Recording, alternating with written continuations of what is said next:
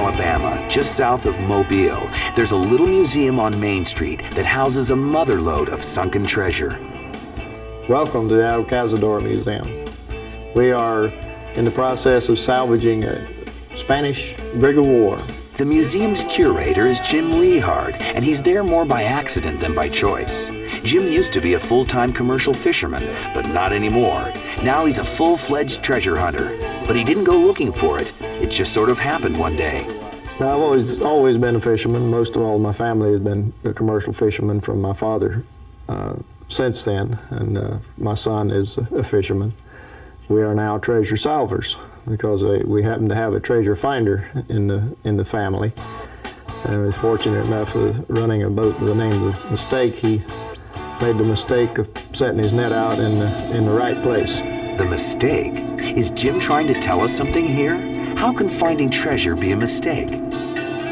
The treasure finder Jim refers to is Jerry Murphy, Jim's nephew and captain of the boat.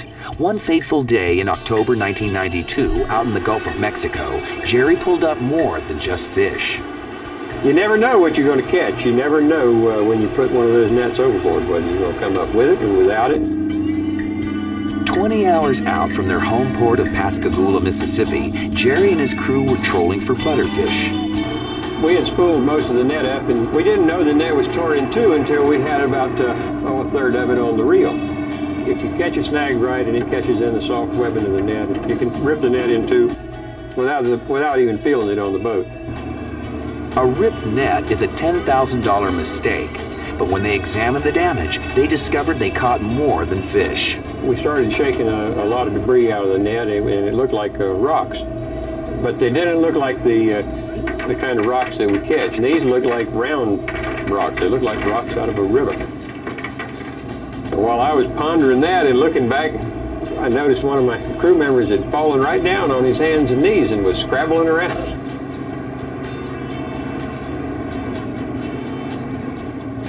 He started hollering. I couldn't make out what he was hollering. I better go see. When I got down there, he stuck a handful of it in my hand, and it was undeniably coins. What the hell is this stuff, Tim? Looks like some kind of money to me. When we finally got everything aboard, what we had in that catch with the broken net was about 1,000 coins. Realizing that where there were 1,000 coins, there were probably a lot more, Jerry made sure to note the ship's exact location. Using LORAN, a global position indicator, he recorded the spot in the ship's log.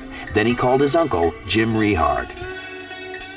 Jim, I got to tell you, we got the good news and we got the bad news. The bad news is that we tore the net, tore it in two. The good news is it looks like it might be the best drag we ever made. It is a large leap from a commercial fisherman to a treasure salver. And of course I said the first thing I'd do is call a lawyer, and that would be my first one to say, hey, ask him, say, what do we do now? So Jim called David Horan, an admiralty law attorney who practices out of Key West, Florida. And he says, we caught something. I said, you mean you got caught? And he goes, no, we caught something. So when he started describing how he found all the treasure in the net, that attracted me because it's obvious that you're in something fairly significant. What really got my attention was that every single one of the coins was a 1783. That means you've got a mint shipment. And if you've got a mint shipment, you've got a lot of stuff on board. That's not pocket change. David helped Jim file a salvage claim, and they were off and running. But deep water recoveries are expensive propositions. Horan advised caution. First research the wreck and find the ship's identity. Then see how much treasure may have been on board. In other words, make sure this is going to be worth the effort. We contacted Robert Stenuit out of Brussels, and he went down to the Archives of the Indies in Seville, Spain. Archive of the Indies, the greatest repository of information about Spain's conquest of the New World, where historians and treasure hunters alike uncover hidden secrets of mysterious shipwrecks like this one.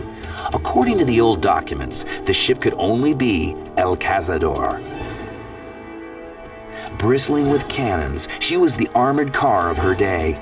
The ship was headed from the mint in Veracruz to New Orleans. The manifest clearly recorded her cargo as 450,000 silver pesos. Nobody knew why it never arrived. They looked for 30 or 40 years and never saw a trace of it. And now the Rehards had found it. Everyone liked the idea of salvaging a ship with a cargo of newly minted coins. They decided to go for it. But recovering treasure from a depth of 300 feet turned out not to be so easy. We're talking about something that's pretty high tech. You can dive it with open circuit gear, but 20 minutes on the bottom, 3.5 hours of decompression using mixtures of gases, not regular compressed air, which is poisonous at that depth. It gets to the point where it's a very expensive proposition. It's very money intensive. We're talking about to field the right kind of expedition out there, we're talking about $25,000 to $40,000 a day. And that's a lot of coins. They first contracted with Oceaneering, a company that services oil rigs and does deep water work all around the world. Oceaneering had the Wasp suit, a one-man submersible that resembles the insect.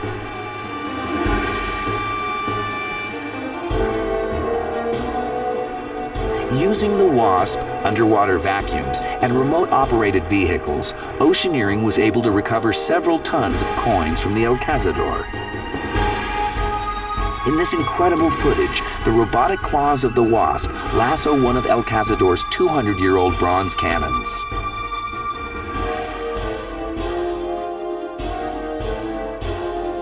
Although the Wasp is designed for working at great depth, like anything mechanical, it can break down, and does. It just seemed like that every time that we would get a new piece of equipment, that it would malfunction. Something. You have to have several different pieces of equipment, and they all have to work, or none of them are any good. Yeah, anything mechanical's got to have just one or two problems anyway.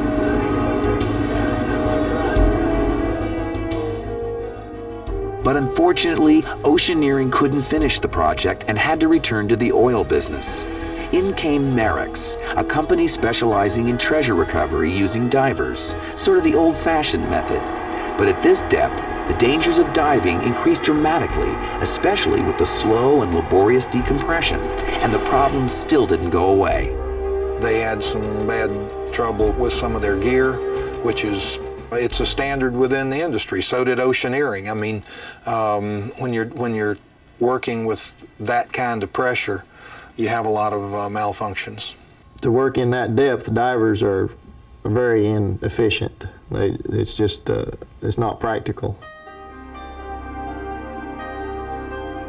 A lot of worrying goes along with this. You wake up a lot in the middle of the night wondering, is everything still all right? Or are we going to be able to make it to get something going here pretty soon? Or are we going to stay where we're always a few dollars behind? Jim was finding out this treasure hunting thing was not all it's cracked up to be. His wife, Myrna, circulated a newsletter to friends and investors describing the ups and downs. This letter should be full of wonderful news about silver coins and artifacts. None of you can be more disappointed than me that this is not the case. About the time we think we have all the wrinkles out, a new one pops up. It has been trying as much as it has been wonderful. Yet with all the problems of equipment, contracts, partners, deep water diving, and bad weather, they've still been able to recover over 5.5 tons of silver coins. But they were still a long ways from enjoying it, because as Jim found out, salvaging the treasure is just half the equation. 2 bags full. When you start converting Spanish colonial coins into money, you've got a problem, because the numismatic market can handle just so many, and those are the coin collectors, the pure collectors. Jim and Myrna and their family have over 300,000. In fact, they have so many coins, they need a walk-in vault to store them all. The rule of thumb in the world of art and antiques is that there is a diminishing supply of material. But that's not true with material that's found in treasure wrecks, because the supply, in fact, grows as time goes on, as more wrecks are discovered, as more treasures are brought out into the air. The supply grows and grows and grows.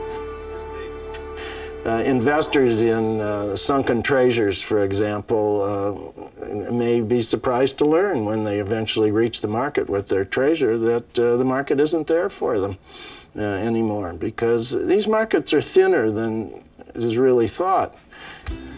They're priced according to conditions, and these go anywhere from those $70 to $80. So treasure hunters must also become treasure marketers, making their coins unique and special, making them more attractive than everyone else's coins. You've got a coin that is $6 worth of silver, but the coin is going to be selling for $100 or $200 or $300, and so with that you want to tell that story, and you have to make up certificates and really do a good job of telling people what it is. If you would absolutely definitively link an artifact with an important ship with a great historic story to it, yes, the value there is probably considerably greater than any value that could be attributed simply to wonderful condition. And in this case, Jim's got a story to tell. Spain had enormous economic problems in the Louisiana territory and desperately needed the silver money on board the Cazador. Had the silver arrived, Spain would never have sold the territory to France. That means the United States wouldn't have made the Louisiana Purchase. And we doubled the size of the United States with that one purchase at 3 cents an acre and never looked back. This wreck has caused us to look back. So does this mean the loss of the Cazador dramatically changed the course of history? Jim Rehard is betting a vault full of silver that it did. And whether historians agree with him or not, it still makes for an awfully good story, one that might give these coins a special value.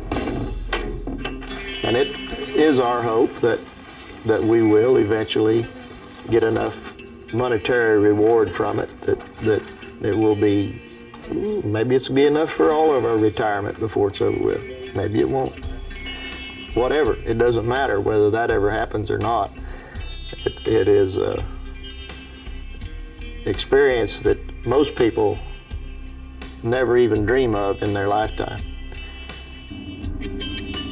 But in the meantime, the Rehards haven't quit their day jobs. They continue to fish while they work hard on turning all that silver into green and hoping for the best. And that's okay with Jim, because he's having an experience he will always treasure.